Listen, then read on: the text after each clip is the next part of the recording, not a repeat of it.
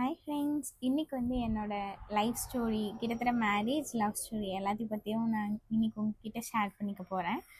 ஆக்சுவலாக நான் அப்போ காலேஜ் டைம் படிச்சுட்டு இருந்தேன். படிச்சுட்டு இருக்கிறப்ப எனக்கு நிறைய ஃப்ரெண்ட்ஸ் இருந்தாங்க. எனக்கு சுத்தமாகவே மேரேஜில் இன்ட்ரெஸ்டே கிடையாது.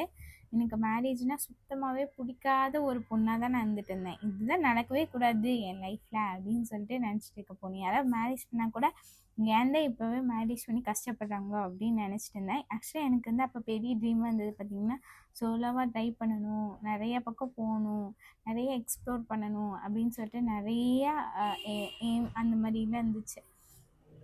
ஏதாவது ஒன்று நிறையா பிளேசஸை எக்ஸ்ப்ளோர் பண்ணி பார்க்கணும் அப்படின்னு சொல்லிட்டு நிறைய ஆசையோடு சுற்றிட்டு இருந்தேன்.